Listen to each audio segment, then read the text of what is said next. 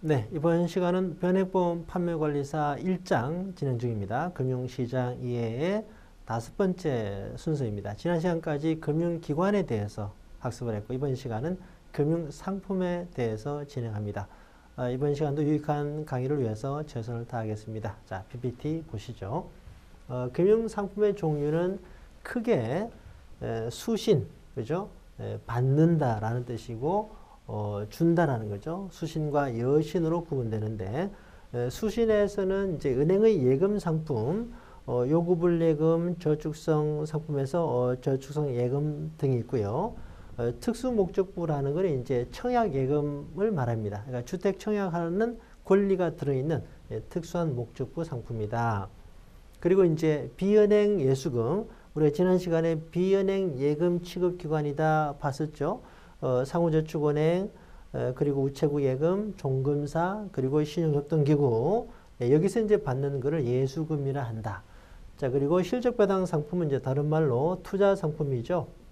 자, 금융투자 상품에 투자하는 거, 신탁이다, 펀드다, 변액보험 다 투자형이고 예금자 보호가 안 되겠죠.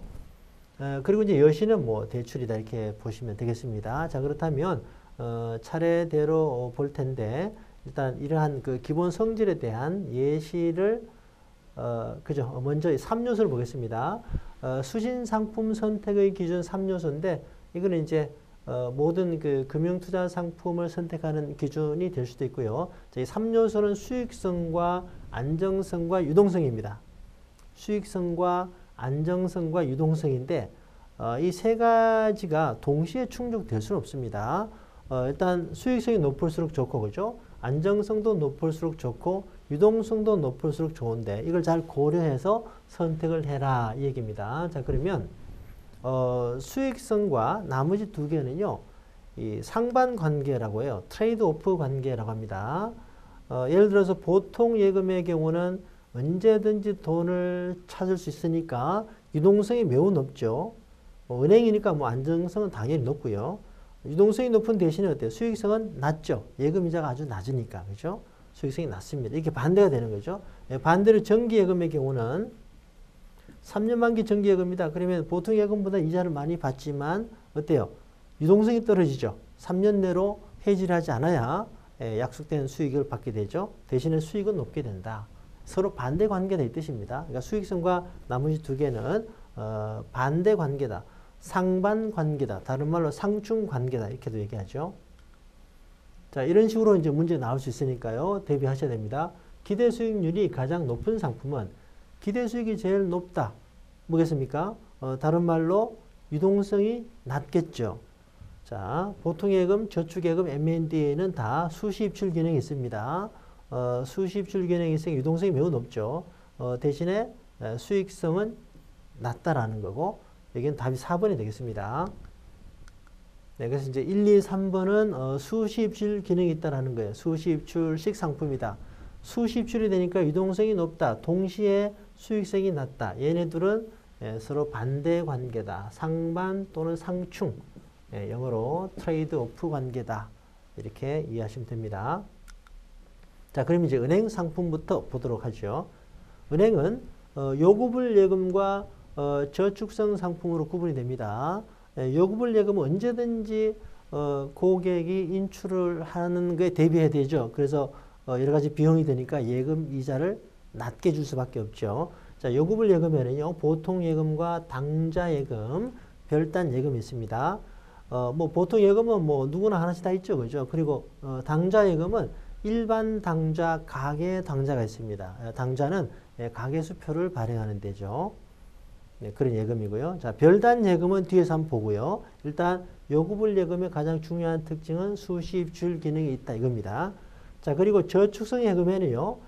저축예금과 MMDA 그리고 EALD가 있는데 이 중에서 이제 그 저축예금은 뭐 저축예금이 사실 이제 구분이 좀 애매모호해졌습니다. 예전에는 보통 예금보다 훨씬 더 많은 이자를 줬는데 지금 조금 더 주거든요. 그래서 저축예금을 여기다 넣기도 하고요. 이 구분 자체가 좀 큰 의미는 없습니다. 그런데 중요한 거는 이 저축예금과 MMDA는요. 수시입출 기능이 있으면서도 보통 예금보다 더 높은 이자를 받는다 이 뜻입니다. 네, 이게 이제 의미가 있어요. 자, 그리고 ELD는 수시입출 기능이 없습니다. 그러니까 저축성 예금 중에 수시입출 기능이 있는 두 가지, 저축예금과 MMDA 구분하시고, 그러면 저축예금과 MMDA에 대한 뜻이 밑에 있습니다.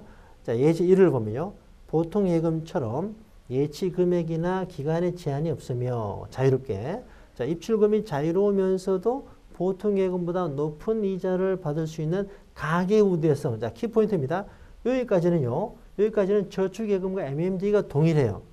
그러니까 보통 예금보다 높은 이자를 받는다라는 건 MMD에도 동일하거든요. 근데 가계 우대성 저축 상품 이렇게 되면은 저축예금이 됩니다. 아시겠죠? 가계 우대성이다.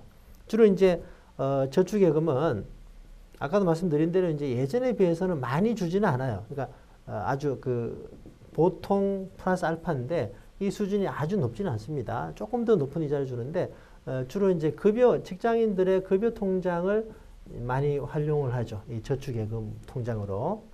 그리고 어쨌든 여기 가계 우대성 차원에서 정책적으로 이제 만들어서 이제 사용하는 계좌가 되고요. 자, 밑에 보시면은 시장 실세 금리에 의한 고금리와 자유로운 입출금 및 결제 기능이 결합된 상품으로 단기간 목돈을 운용할 경우에, 요건 키포인트가 이제 목돈입니다. 시장 실세금리, 이것도 키포인트고요. 자, 시장 실세금리로 이자를 주고 단기간 목돈을 운용할 때 유리한 예금 상품은 MMDA입니다. MMDA는 뒤에서 한 번 더 봅니다만, 일단 시장 실세금리라는 건 뭐냐면, 현재 이제 1년 만기 정기예금 이자를 무혐이자율이라고 하거든요. 만일에 2.5%라면 그 시장 실세금리라면요, 이 2.5%에다가 보유한 날짜만큼을 지급하는 거예요. 열을 보유했다 그러면 10일만큼 이렇게 시장 실세금리에 대해서 이 보유한 날짜만큼 지급하는 거니까 수시입출 기능이 있는 중에는 이게 이자율이 제일 높죠. MMDA가. 그래서 많이 판매가 되고 있죠. 그래서 가계 우대성이 들어가면 저축예금이고 시장 실세금리 그리고 단기 목돈 금액이 클수록 더 유리합니다. 금액에 따라 차등해서 주거든요. 자, MMDA는 요거다. 두 개 구분하시고요. 자, 그리고 이제 시장성 상품은 예금은 아니지만 시장에서 매우 거래가 많이 되는 것이고, 요거는 우리가 앞에서 봤던 화폐시장, 단기 금융시장과 단기 금융시장에서 거래되는 것과 동일하다 이렇게 보시면 돼요. 예, 시장성 상품입니다. 단기적으로 거래가 많이 된다 이 뜻이니까 시장성 상품이나 단기 금융 시장에서 거래되는 상품이나 개념상 동일하다 이렇게 보시면 됩니다. 자, 그럼 예제 보겠습니다. 현금이 아닌 자기압 수표를 인출한 경우에 수표가 교환에 회부되어 돌아올 때까지 그 결제 자금을 넣어두는 곳을, 또는 이제 사고 수표 담보금, 수표가 사고 생기면요, 거기에 대해서 이제 이 결제 대금을 미리 넣어놓고 시시비비를 가려서 지급하거든요. 그러니까 임시로 넣어두는 계정이다. 이것이 이제 별단 예금이다라고 합니다. 자, 보통 예금, 당좌 예금, 별단 예금을 요구불 예금이다라고 하고요. 네, 저축 예금은 가계 우대성 예금이고 보통 예금에 비해서 조금 더 이자를 준다 이렇게 정리하시면 되겠습니다. 자, 이것도 이제 누누이 말씀드린 대로 기본서 문장 동일한 거니까요. 요거는 별단 예금이다 구분하시고요. 자, 그럼 이제 수시입출식 상품 보겠습니다. 아주 중요하죠. 그러니까 수시입출식에 뭐가 있느냐, 이거는 반드시 이해를 해야 됩니다. 요구불 예금은 당연히 그죠. 수시입출 기능이 있고, 또 저축예금이라고 분류되는 이 저축예금과 MMDA도 수시입출 기능이 있습니다. 그죠? 예, 저축예금과 MMDA도 수시입출 기능이 있습니다. 그리고 MMF, 자, 투자형이죠. 투자형 상품에서도 MMF, MMT, MMT는 이제 우리 기본서에는 없습니다. 제가 참고로 넣었는데요. 자, CMA, 이런 것들이 이제 수시 입출 기능이 있습니다. 여기서 이제 영어로 나오는 거에 잘 보시면요. MMDA, MMF, MMT, Mm이 들어가잖아요. Mm이 뭐냐면은, 그러니까 이제, 그 하나의 팁으로 MM자가 들어가면, 수시 입출 기능이 있다 이렇게 이해하시면 돼요. MM자가 들어가면. 이게 무슨 뜻이냐면은, 이제 모니터리 마켓이다. MM자가 들어가면요. 그러니까 모니터리 마켓, 단기 금융 시장을 의미합니다. 단기 금융 시장에서 매우 우량한 상품 위주로 안전하게 운영해서 언제든지 입출금이 되도록. 이게 이제 MM자가 들어가는 의미예요. 그래서 MM자가 들어가면 아주 안전하게 운영되면서도 유동성이 높은 상품이다. 이렇게 이해하시면 됩니다. 그래서 MMDA, MMF, MMT인데 F는 펀드를 말하죠. T는 트러스트, 신탁을 말합니다. 신탁. 자, 그래서 펀드나 신탁의 경우는 투자행위니까 예금자 보호가 안 되지만 DA는요. 디파짓 어카운트, 뒤에 거는 예금을 말해요. 예금. DA는 예금을 말합니다. 디파짓 어카운트. 그래서 MMDA는 은행에서 판매를 하고 당연히 예금자 보호가 되겠죠. 어쨌거나 수식, 주식 상품 전체에 대해서 잘 구분하셔야 됩니다. 자, 그러면 MMF와 CMA와 MMDA를 한번 구분을 해보겠습니다. 이것의 역사적인 배경을 한번 보죠. 일단 MMF가 생기기 전에 이 사람들이 이제 돈을 언제든지 출금하려면은 보통 예금에 가입해야 되거든요. 보통 예금은 요구불 예금이고 수시입출 기능이 있고 당연히 이자가 낮죠. 그런데 2000년대에 들어서 MMF가 생겨났습니다. 자, 모니터리 마켓 펀드인데 요거 이제 그 펀드 중에 단기 금융 펀드라고 합니다. 수시입출 기능이 있고요. 국공채나 우량한 데 투자해서 언제든지 돈을 찾을 수 있는 수시입출 기능이 있고 그리고 또 이자율이 실세금리로 지급이 돼요. 그러니까 MMF는 거의 다 국공채나 이게 무위험에 가까운 대상의 투자이기 때문에 1년 만기 정기예금 이자가 2.5%라면 이 2.5%와 유사한 수익률이 나옵니다. 그래서 실세금리라고 하는데요. 여기다가 보유한 날짜만큼 예를 들어서 30일을 보유했다 그러면 그 날짜만큼 이렇게 이 수익을 얻을 수 있는 거죠. 자, 그러다 보니까 어떻습니까? 사람들이 돈을 여기에 두겠습니까? 여기에 두겠습니까? 자, 수시입출은 동일하잖아요. 수시입출은 동일한데 여기는 이자가 뭐 0.2 뭐 이 정도 아닙니까? 그런데 여기는 어때요? 실세금리를 지급하잖아요. 그러니까 당연히 돈이 보통 예금에서 MMF로 이동이 되겠죠. 이동이 돼도 엄청나게 많이 이동이 됐죠. 엑소더스. 많이 이동이 되니까 어때요? 은행에서 난리가 났죠. 은행에 돈이 다 시중에 부동자금, 투자처를 정하지 못한 부동자금, 떠다니는 자금, 부동.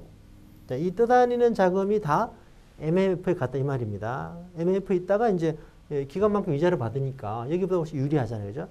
그러다 보니까 은행에서 자, 우리도 이 MMF에 대응할 수 있는 상품을 개발하자. 판매하도록 허용해달라. 이렇게 해서 이제 나온 것이 MMDA입니다. MMDA.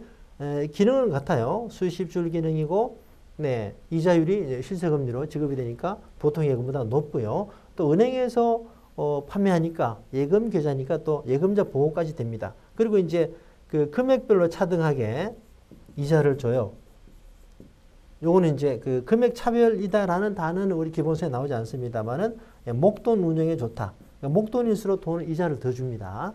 그래서 이 MMDA 은행에서 이제 판매하기 시작했다 이 얘기입니다. MMF에 대한 경쟁 상품으로 또는 대항 상품으로 개발된 것이 은행에서 개발된 것이 MMDA다. 그리고 MMF가 진화된 것이 CMA입니다. 자, CMA도 이제 좀 중요한 편이에요. 뒤에서 봐야 됩니다만, CMA는 요 자체는 계좌입니다. 어떤 그 금융상품이 아니고, 이 자체로는 계좌예요. 어카운트. 캐시 매니지먼트 어카운트. 현금 관리 계좌인데, 이제 CMA는요,